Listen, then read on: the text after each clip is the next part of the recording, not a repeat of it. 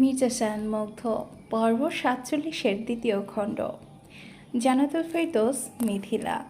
What the fuck, তুই আমার hallucination না? রমণী দাঁত খিঁচল।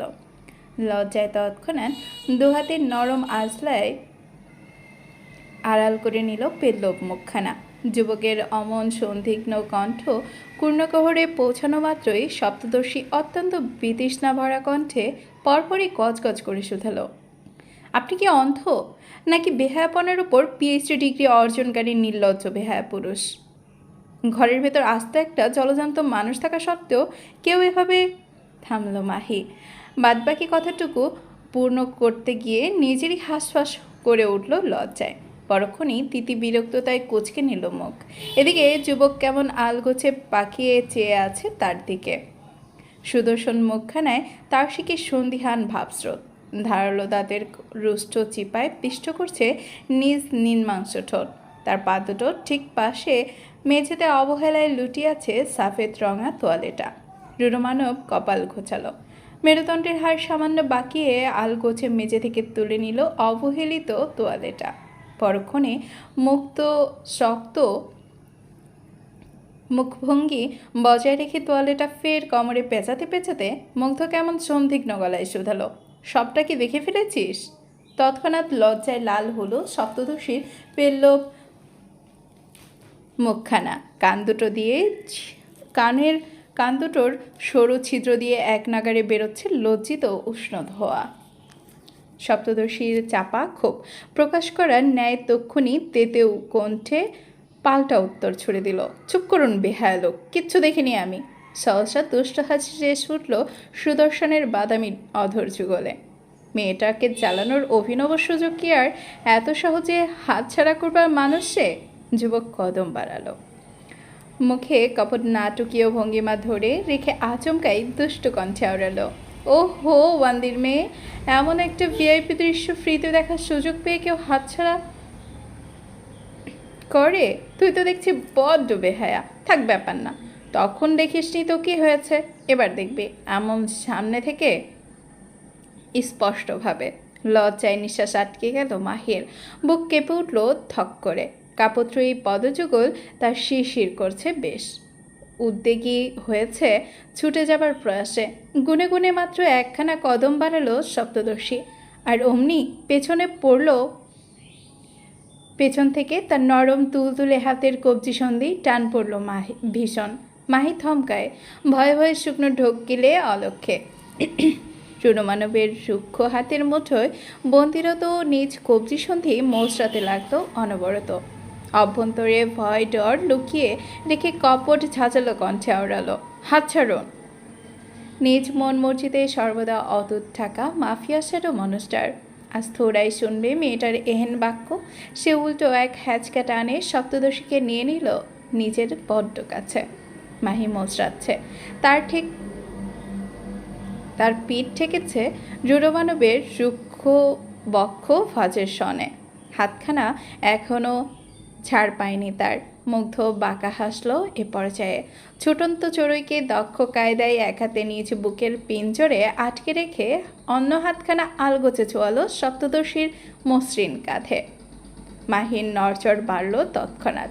মুক্ত থাকা ডান হাতটা হুট করে এগিয়ে এনে সুদর্শনের সুশ্রী গৌরবর্ণ মুখখানায় খামচে ধরতে গেলেই আচানক মুখ সরিয়ে নেয় মুগ্ধ। মেয়েটার এরূপ উপস্থিত বুদ্ধির প্রকাশ দেখে যুবক কেমন ঠোঁট পিষে হাসল। পর মুহূর্তেই সপ্তদর্শীর মুক্ত কোমল হাতখানা ঘুরিয়ে এনে হুট করে চেপে ধরল তারই পিঠের সনে। ঘটনার পরিক্রমায় আটকা পড়ল মাহি। ছটফটাতে লাগলো বেশ। রুরুমানবের তখন কি হলো কে জানে। তার সুদর্শন মুখখানার ওপর আচমকা উধাও হয়ে গেল এতক্ষণের সকল দুষ্টুমির ছাপ। সে তাই এবার ভর করল আসক্তির উৎসর্গ।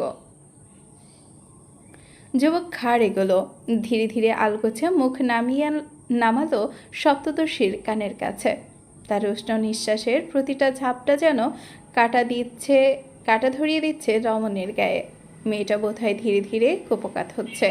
যুবকের রুক্ষ অধর যুগলের মোলায়েম স্পর্শের কানের লতি ছুঁয়ে দিচ্ছে সপ্তদর্শী। অদ্ভুত অজানায় অনুভূতিতে বুকের ওঠানামা গতি জোরালো হলো বেচারির। চোখ দুটো বুজে এলো আবেশে। সুদর্শন হিসিয়ে যাচ্ছে। মেয়েটা কেমন কানের কাছে নাক ঠোঁট ছুঁয়ে হাসকি স্বরে বলে ওঠে, পাখিটা দেখতে সুন্দর না সিকনোরা? পছন্দ হয়েছে তোর? তক্ষুনি বিস্ফোরিত তা আকারে দৃষ্টি মেলে তাকালো মাহি। অবাধ্যতায় কুঁচকে নিল ললাট। কাপা কাপা কণ্ঠে মিনমিনিয়ে জিজ্ঞাসা করলো, কোন পাখি? তৎক্ষণাৎ অধরে দাঁত বসালো মুগ্ধ। আচ্ছন্নতায় বোধ হয়ে ধীরে ধীরে নিজ রুক্ষ হাতখানা গড়িয়ে আনলো মেয়েটার গা থেকে। মাহি নিস্তব্ধ, নিগড় চোখ চেয়ে আছে সম্মুখে। এর মধ্যে রমণী স্পষ্ট টের পেল তার বাঁকানো কোমরে হাত ধীরে ধীরে গড়িয়ে নামছে সুদর্শনের শক্তপোক্ত হাত। মুহূর্তেই জমে গেল মাহি। রুরমানবের রুক্ষ আঙুলগুলো আচানক নিজেদের আধিপত্যের ছাপ বসালো সুনিতম্বার সুঢল কটিদেশে। তৎক্ষণাৎ সর্বাঙ্গ কেঁপে ওঠে রমণের। স্পর্শকাতর অঙ্গে এহেন আকস্মিক পরশ সইতে না পেরে মানবী কেমন ফুপিয়ে ওঠে আওড়ায়। হাত সরান বিস্ট, আপনি আমাকে এভাবে ছুঁতে পারেন না। কথাটা শেষ হবার প্রায় সঙ্গে সঙ্গে যুবকের শক্তপোক্ত হাতের মুঠোয় চাপ বাড়ল। সে চাপে পিষ্ট হলো সপ্তদশীর মোলায়েম অঙ্গ। তক্ষুনি কুকিয়ে ওঠে মাহি। বেচারির কান্নার বেগ বাড়তেই মুগ্ধ ছেড়ে দিল তার হাত দুটো। পরক্ষণে চোখের পলকে এক হাতে আলগোছে আঁকড়ে ধরল মেয়েটির সুদীর্ঘ মসৃণ কোণঠা। কান্না থামালো না মাহি, উল্টো বেড়ে গেল কয়েক গুণ। যুবক ধীরে ধীরে রমণের গ্রীবা উচালো, কানের কাছে মুখ নিয়ে হিসিয়ে আড়ালো, তোকা যেভাবে ইচ্ছে সেভাবে ছোঁয়ার অধিকার আমার আছে পিচ্ছি। বাক্যটুকু বোধগম্য হয়নি মাহির। সে তো কান্নায় মতো। যুবকের বেহায়া হাতের অশালীন স্পর্শ গায়ে কাটা ধরিয়ে দিচ্ছে তার। এ কি কম কষ্টের? মুগ্ধ আজ পাত্তা দিল না সেসবে। মেয়েটাকে গভীরভাবে ছুঁয়ে দিতে উন্মত্ত সে। ঠিক তখনই মাহি করে বসলো আর এক কাণ্ড। মুক্ত হাতের কনুই দিয়ে আচানক আঘাত করলো রুরমানবের পেটানো উদর বরাবর। এহেন আকস্মিক কাণ্ডে আচ্ছন্নতার ঘোরে ডুবে থাকা সুদর্শন দুলে উঠল খানিক। তার পাহাড় সমদেহটা সামান্য নড়বড়ে হতেই চোরইয়ের ন্যায় আবদ্ধ খাঁচার ফাঁক দিয়ে বেরিয়ে গেল মাহি।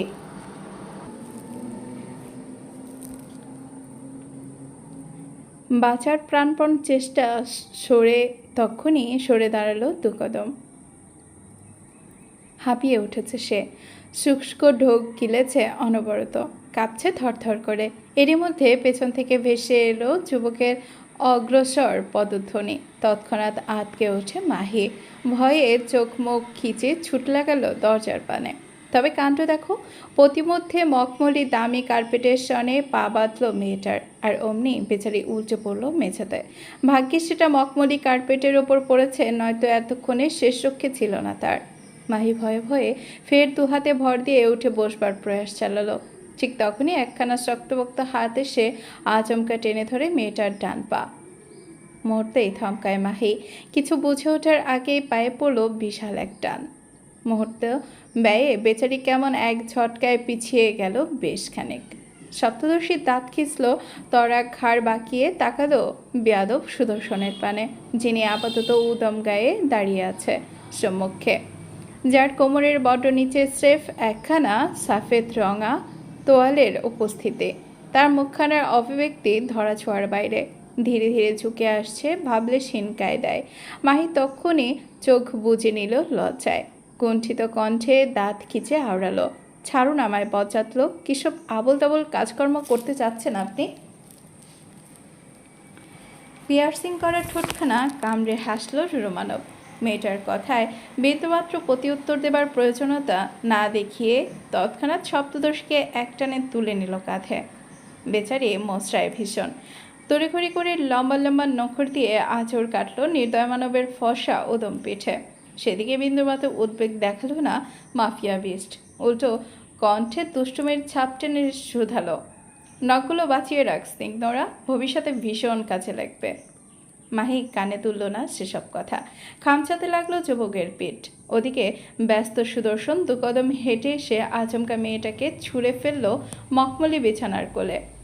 অতঃপর চোখ দুটো অদ্ভুত আচ্ছন্নতায় লেপ্টে মেয়েটার পানে এগিয়ে আসতে আসতে আলগোছে হাত রাখলো নিজ কোমরে পেঁচিয়ে রাখা তোয়ালের গায়ে।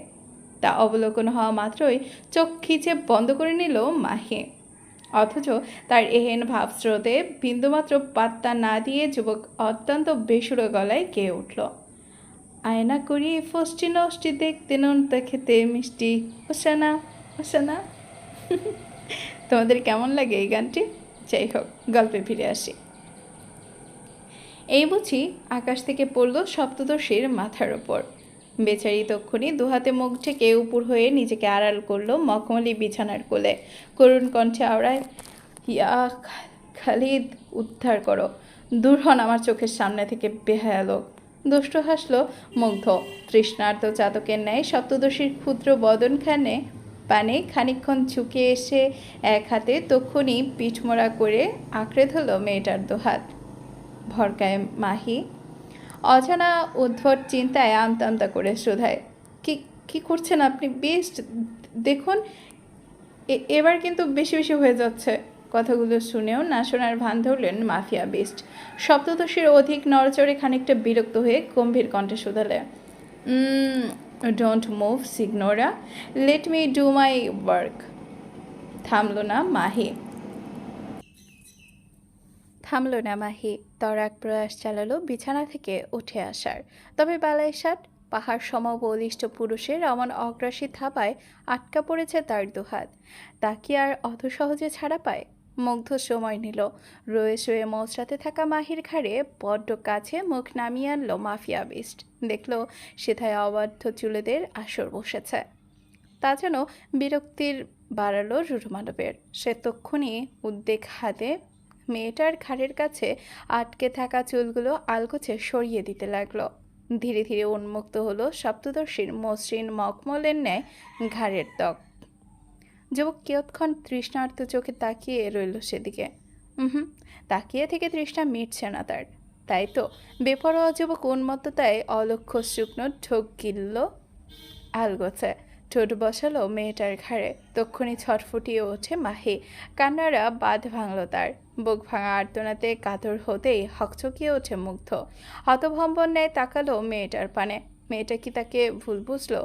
সে কি সত্যিই ভাবলো নির্দয় মাফিয়া বেস্ট তাকে এখনই কাছে টেনে নেবে? এহেন ভাবনার ডোরে আটকে থেকে মুগ্ধ তৎক্ষণাৎ খানিকটা পিছিয়ে গেল।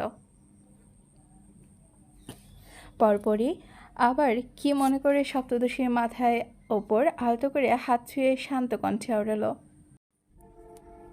Don't be afraid my girl, I am not a paedophile, I won't do anything with you until you turn eighteen signora, I am still waiting.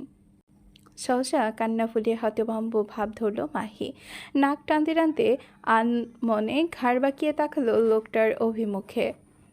চোখ মুখে একরাশ অবিশ্বাস্য ছাপ ফুটিয়ে সন্দিগ্ধ গলায় প্রশ্ন ছুড়ল, সত্যি? যুবকের গুরুগম্ভীর উত্তর শুনে খানিকটা স্বস্তি পেল মাহি। চোখ দুটো নামিয়ে এনে নাক টানতে টানতে আচমকা কিছু একটা বোধগম্য হওয়ায় তরাক বিস্ফোরিত দৃষ্টিতে ফের তাকালো যুবকের পানে। দেখল নির্দয় মাফিয়া মানুষটার কেমন নিষ্পলক তাকিয়ে তার পানে এখনও তাকিয়ে আছে।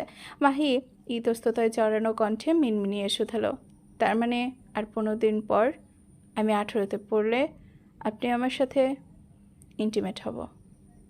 কথার মাঝপথে যুবকের অমন নির্বিকার উত্তরে থতমত খেয়ে বসল সপ্তদর্শী। লজ্জায় রাঙা হলো মুখ। অস্বস্তিতে তক্ষুনি খামচে ধরল মখমলি বিছানার চাদর। এরই মধ্যে যুবক আবারও মুখ এগিয়ে আনলো মাহির দিকে। ঘাটটা সামান্য কাত করে দৃষ্টিতে তিক্ততা লেপ্টে হাচমকা আলতো হাতে আঁকড়ে ধরল সপ্তদশীর নরম চুলের গোছা। এহেন আতর্কিত আক্রমণে ভরকায় মাহি। জিভ নাড়িয়ে কিছু একটা বলতে যাবে তার আগেই শুনতে পেল যুবকের গমগমে কণ্ঠ, তোর যত ইচ্ছে উড়ে নে পিচ্ছি, তোর স্বাধীনতার স্থায়িত্ব আর মাত্র 15 দিন। সেদিন একদিন ঘড়ির কাঁটায় 12টা বাজবে, আর একদিকে তোর গায়ে সারা জীবনের জন্য দাগ বসবে আমার নামের।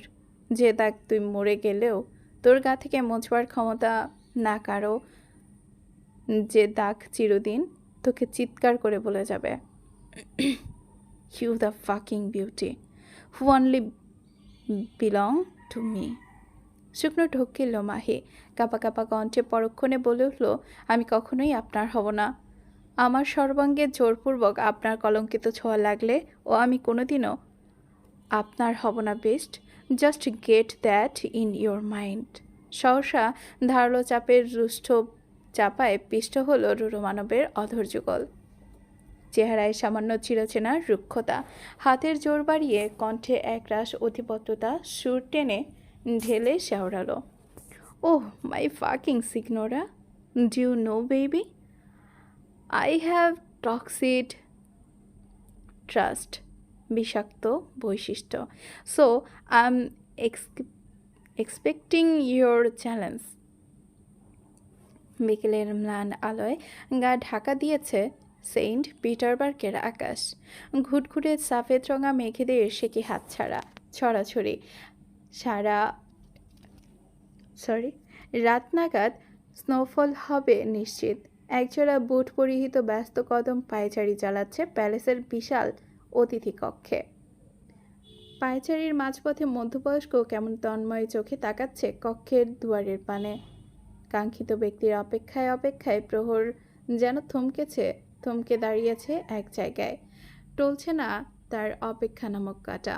মধ্যবয়স্কের গায়ে জড়ানো একখানা কালো রঙা ওভারকোট, হাতে গ্লোভস, মাথায় মাক্সি ক্যাপ। বাইরে যা ঠান্ডা পড়েছে না, কয়েক সেকেন্ড জানালার কাছে দাঁড়িয়ে থাকা দুষ্কর যেন। মধ্যবয়স্ক বড় অস্থিরতার ছাপ ফুটিয়ে দুহাতে কোমর পিঠে আটকে রেখে গতি বাড়িয়েছেন পায়ের। ঠিক তখনই কক্ষের দুয়ার হতে ধেয়ে এলো একজোড়া দাম্ভিক কদমের ধূপধাপ শব্দ। তৎক্ষণাৎ ঘাড় বাঁকিয়ে সেদিকে তাকালেন মধ্যবয়স্ক, আর অমনি তার তন্ময় চোখ দুটো কেমন স্বস্তিতে নিগড় হলো রুরুমানবের সুদর্শন মুখপানে। গটগটিয়ে কক্ষে প্রবেশ করছেন মাফিয়া বিস্ট। ঠোঁটের কোণে তার জ্বলন্ত সিগার, দুহাতে গুজে রাখা প্যান্টের পকেটে। পরনে একখানা কালো রঙা শার্ট, বুকের মধ্যেখান উন্মুক্ত, তার উপরে জড়িয়ে থাকা কালো রঙা লং কোট। দাম্ভিকতার জোরে উঁচু ঘাটা সামান্য নড়েনি অব্দি রুরুমানবের। না, উদ্বেগ দিয়ে তাকালো অত দূরে থাকা ছুটে আসা হিমাংশু রায়ের পানে। অথচ হিমাংশু রায় কেমন ছলছল চোখে তাকিয়ে আছে দেখছেন একমাত্র বোনপোকে। যুবক যখন গটগট পায়ে ডিভানের কাছে এগোচ্ছে, ঠিক তখনই হিমাংশু রায় মোচা কণ্ঠে শুধালেন, কেমন আছো আধীর? থামলেন না মাফিয়া বিস্ট। ব্যস্ত কদমে ঠাঁট বাট বজায় রেখে ডিভানের কাছে এগোতে এগোতে বলল, যেমন দেখছেন। যুবক মুচকি হাসলেন হিমাংশু রায়, নীরবে মুচকি হাসলেন হিমাংশু রায়। ছেলেটা রেহেন তেরা উত্তরে অভ্যস্ত সে। নতুন করে অবাক হবার কারণ খুঁজে পেলেন না তিনি। কিয়ৎক্ষণ মৌনতা বজায় রেখে পরক্ষণে আওড়ালেন, জিজ্ঞেস করলে না আমি কেমন আছি? যুবক নিরুত্তর। ডিভানের কোলে নিজ পাহাড় সমদেহটা এলিয়ে দিয়ে রাজার ন্যায় পায়ের ওপর পা তুলে বসল। মন মর্জিতে বাঁকা কণ্ঠে বলল, দেখে তো মনে হচ্ছে বেঁচে আছেন, তাহলে নতুন করে জিজ্ঞাসা করে সময় নষ্ট করব কেন? থতমত খেলেন হিমাংশু রায়। ছেলেটা আগে না হয় কর্কশ ভাষী ছিল, তবে এখন যে সে আরও দুধাপ বেড়েছে তার এহেন স্বভাব। মধ্যবয়স্ক খানিক সময় নিয়ে কপাল চুলকালেন। এরই মধ্যে মুগ্ধ কেমন গম্ভীর কণ্ঠে জিজ্ঞাসা করলেন, কেন এসেছেন? সহসা শটান হলেন হিমাংশু রায়। মৃদু গলা খাকারি দিয়ে প্রত্যুত্তরে আওড়ালেন, শ্যামার কথা মনে পড়ছিল, তাই ভাবলাম একটু দেখে যাই। কোথায় ও? রুরুমানব মধ্যবয়স্কের প্রশ্নের পায়ের ওপর পা তুলে শিকার ফুঁকছে। ভদ্রতার লেশমাত্র নেই তার মধ্যে। তবুও হিমাংশু রায়ের সেদিকে মনোযোগ নেই। তিনি ব্যস্ত নিজ কার্য সাধনে। এদিকে মুগ্ধ ততক্ষণে মুখ খুলল, গমগমে গলায় বলল, যেখানে সবসময় থাকে। অতপর ফের নীরবতা নামল কক্ষের সম্পূর্ণ কক্ষে। মধ্যবয়স্ক কিয়ৎক্ষণ মৌন থেকে কথা সাজালেন মনে মনে, আর দৃষ্টে যুবকের এক আধবার অবলোকন করে পরক্ষণে কুটিল ভাবস্রোত বলতে লাগলো, একটা কথা জানো আধীর, মানুষের শেষ ইচ্ছা পূরণ না হলে নাকি তার আত্মা শান্তি পায় না। তুমি তো জানোই সে আমার শেষ ইচ্ছা ছিল ও আমাদের সাথে দুর্গাপুজো দেখবে। কিন্তু ভাগ্যের কি লীলা, এর আগেই আমার বোনটা... থাক ওসব কথা। তোমাকে কতবার করে বললাম শ্যামার অস্থিগুলো নিয়ে একবার এসো কলকাতায়, বিসর্জন দাও ওকে। তবুও তুমি তো শুনলেই না। থামলেন হিমাংশু রায়, ঘুরে তাকালেন সুদর্শনের পানে। যুবক থমকে বসে আছে, তার আঙুলের ভাঁজে আটকে থাকা সিগারটা অনায়াসে পড়ছে। মধ্যবয়স্ক বেশ বুঝলেন কাজ হচ্ছে। তিনি জানতেন দ্য গ্রেট রুচি কিংয়ের পাথুরে মন কেবল তার মায়ের জন্যই নরম হয়, অন্য কিছুর জন্য নয়। আর তাই তো এই সুযোগটা লুফে নিলেন তিনি। মুখায়বে কপট কঠোরতা লেপ্টে কদম বাড়ালেন মুগ্ধের পানে।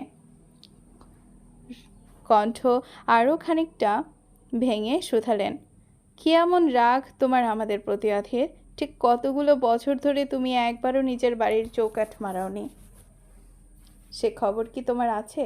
শেষবার 8 বছর আগে শুধুমাত্র একটা রাতের জন্য গিয়েছিলে, তাও ফিরে এলে ভোর হতে না হতে।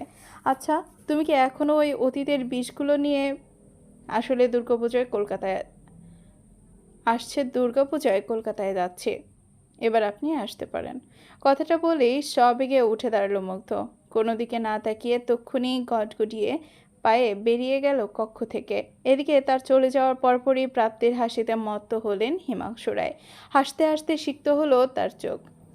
এই যে মেঘনা চাইতেই বৃষ্টি। মধ্যবয়স্ক হাসতে হাসতেই অনায়াসে বিড়বিড় করে আওড়ালেন, এসো আধীর, শুধু একটাবার এসো, বাকি খেলাটা না হয় মাঝরাতে আমিই খেলে দিব।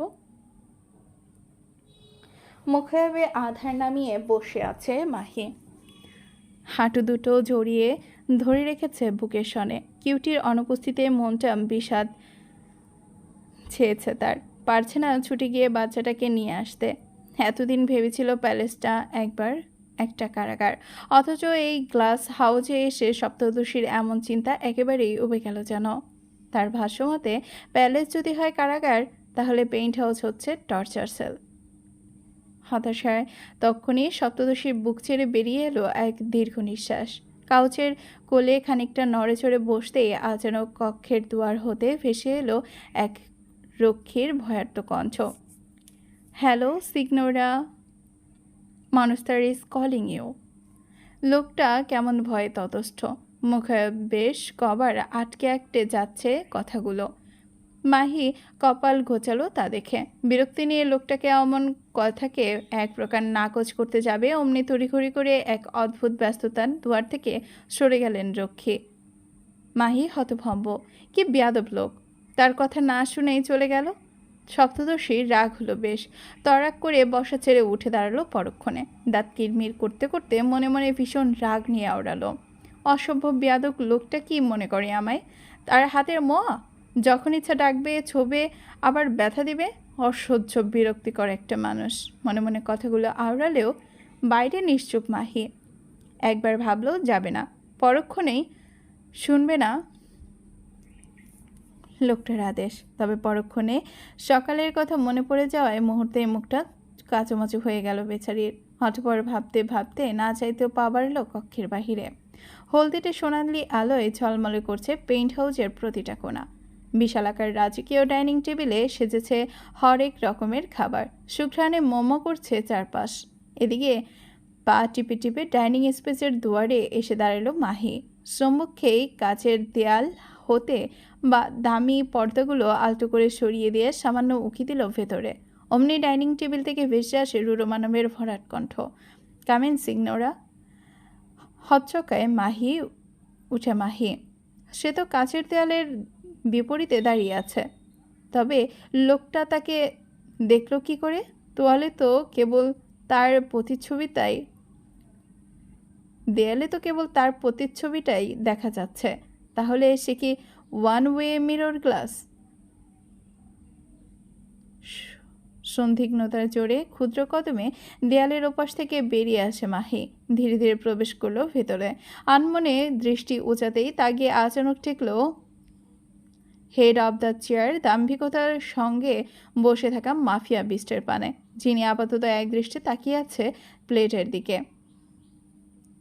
মেয়েটার উপস্থিতি টের পেল কিনা কে জানে, সে কেবল হুট করেই নিজের বাম পায়ের উড়োতে বের করে রাখলো চেয়ারের পাশ দিয়ে। অতঃপর মাহির পানে না তাকিয়ে নিজ হাতে নিজ বাহাতটা বাড়িয়ে দিয়ে আদেশ ছুড়ল, কাম সিট অন মাই লেপ। দূরে কোথাও বজ্রপাত ঘটল কিনা কে জানে, তবে সপ্তদশী বিস্ফোরিত নেত্র কপাল ছুতেই বোঝা গেল তার মাথায় বুঝি আকাশ ভেঙে পড়েছে। মানবী তক্ষুনি পিছিয়ে গেল 2 কদম। তেলে বেগুনে জ্বলে ওঠার ন্যায় ছ্যাত করে উঠে বলল, কিসের লেপ? কোন দুঃখে আমি আপনার কোলে বসতে যাব শুনি? হাত বড় আকাল আমার এখনো। বাকিটা জিভ খসানোর ফুরসত মেলেনি পোকা মানবীর। তার পূর্বেই দৃষ্টি আটকালো যুবকের ডান হাতে ধরে রাখা ধারালো নাইফের পানে, যার স্বচ্ছ গায়ে আলো পড়তেই কেমন ঝলক দিয়ে উঠছে। রুডমানব এতক্ষণে ক্রূর দৃষ্টিতে তাকালো মেয়েটার পানে, ঠোঁটের কোণে বক্র হাসি ঝুলিয়ে হাতে থাকা নাইফটা খানিক নাড়িয়ে চাড়িয়ে ভয়ানক কণ্ঠে শুধালো, তুই আসবি নাকি আমি আসবো? না না, আমি আসছি। ভয় থরথর করে কাঁপছে মাহি। ক্ষুদ্র কদমে এগোচ্ছে সম্মুখে। তার ছেঁড়া লোকটার কথা অমান্য করে সে থোড়াই অকালে পান দিবে। এদিকে মুগ্ধ তাকিয়ে আছে ঠায়। বোকা মানবী টেবিলের নিকট এসে দাঁড়াতেই যুবক এক হাঁচকা টানে সপ্তদশীকে তুলে এনে বসালো নিজ বাউরুর উপর। তৎক্ষণাৎ জড়সড়ভাবে বসলো মাহি। অস্বস্তিতে মোচড়াতে লাগলো সাপের ন্যায়। অথচ তার এহেন অস্বস্তিতে আর একটু বাড়াতে যুবক আলগোছে হাত রাখলো মেয়েটার বাঁকানো কোমরে। মাহি তৎক্ষণাৎ দাঁত খিঁচে আড়লো, হাত সরান। Fuck you. মুগ্ধর বেখাপ্পা ভাবলেশীন উত্তর। তা শুনে মুখ কুচকায় সপ্তদশী। এদিকে ততক্ষণে 2 জন সার্ভেন্ট এসে নতমুখে খাবার সার্ভ করে দিচ্ছে রুরমানবের পাতে।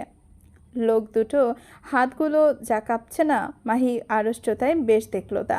মুগ্ধের সেদিকে খেয়াল নেই, সে কি সুন্দর মনোযোগী কায়দায় বেশ গুছিয়ে খাবার তুলল হাতে। অতপর ছোট ছোট একখানা লোকমা তুলে এগিয়ে ধরল মেয়েটার মুখের দিকে। মাহি মুখ খুলেনি, উল্টো দাঁত খিচে বসে আছে। গুরু গম্ভীর মাফিয়া বেস্ট গম্ভীর মুখেই শুধালেন, হা করো। করব না। মেয়েটার চটপট উত্তর। পরপরই আবার জোর করে বন্ধ করছে মুখ। যুবক ফোঁস করে নিঃশ্বাস ফেলল। মেয়েটার মুখের দিকে খাবারটুকু ধরে রেখে গমগমে গলায় আওড়ালো, দুপুরে খাসনি সিগনোরা। আমার সাথে যত ইচ্ছা তেজ দেখা, বাট খাবারের সাথে মোটেও তেজ দেখাবি না। I don't like this bullshit. কপাল কুচকায় মাহি। চোখ দুটো ক্ষুদ্র ক্ষুদ্র করে নিয়ে আচমকা বলে ওঠে, if you don't like this then I would definitely love to this. একদৃষ্টিতে তাকিয়ে রইল মুগ্ধ। তার মুখায়বের অভিব্যক্তি বোঝা দেয় বড্ড। বাদামি চোখ দুটোতে গভীরে কি যেন চলছে। মাহি সেদিকে তাকালো না একবার। যুবক খানিকক্ষণ সময় নিয়ে পরক্ষণে রাজবাড়ি কণ্ঠে বলে ওঠে, আমাকে জ্বালাতে নিজেকে জ্বালাস না সিগনোরা। It will hurt you and I don't tolerate that. তাই আমি নিজেকে জ্বালাতে মেরে ফেলি তাতে। ঠাস।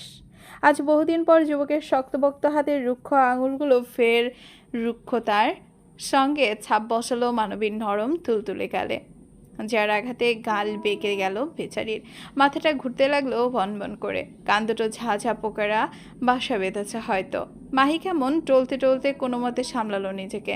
ইস, গালের চামড়াটা যেন এক্ষুনি খসে পড়বে। যা জ্বলছে না, টেটে গেল কি না কে জানে। সঙ্গে ঝরেছে চোয়ালের ব্যথা। সে আর বলতে, মেয়েটা তক্ষুনি গালের উপর হাত ঠেকিয়ে ফুপিয়ে উঠল বেশ। ফোপাতে নাক টানতেই আবারও সম্মুখে দেখলো যুবক খাবার তুলে রেখেছে মুখের কাছে। সপ্তদশী এবার খাটতারামি করলো না।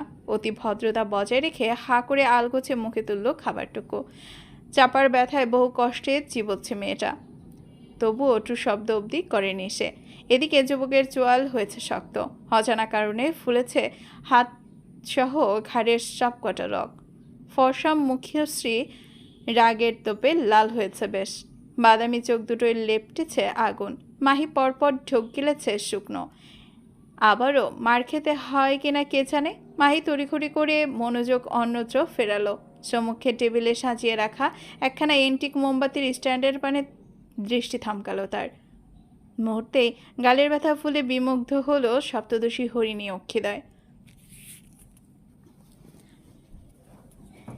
এদিকে যুবক আরেকবার খাবার তুলেছে মেয়েটার মুখের কাছে, অথচ মাহির সেদিকে ধ্যান নেই। সে কেমন একদৃষ্টিতে তাকিয়ে আছে মোমবাতি স্ট্যান্ডের পানে। তা দেখে যুবকের আগে থেকেই রাগ দাউ দাউ করে চলতে থাকা মস্তিষ্ক বুঝিয়ে এক কৌটো ঘি ঢালল কেউ। সে কেমন শক্ত চোয়ালে কটমট করতে করতে তক্ষুনি এক খাবলায় টেবিল থেকে মোমবাতির স্ট্যান্ডটা তুলে এনে আচানক ছুঁড়ে ফেলল মেঝেতে। মুহূর্তেই বিকট শব্দে চুরমার হলো এন্টিক পিসটা। এহেন আতর্কিত কাণ্ডে ভরকায় মাহি তড়িঘড়ি করে তাকালো সুদর্শন পণ মুখ পানে। সন্দিগ্ন গলায় বলেই বসল, এটা কি করলেন? মুগ্ধ ক্ষুব্ধতায় হিসিয়ে যাচ্ছে, চোয়াল ফুটেছে বেশ। তার ক্ষুদ্র দৃষ্টি চুরমার হয়ে পড়ে থাকা মোমবাতি স্ট্যান্ডের পানে।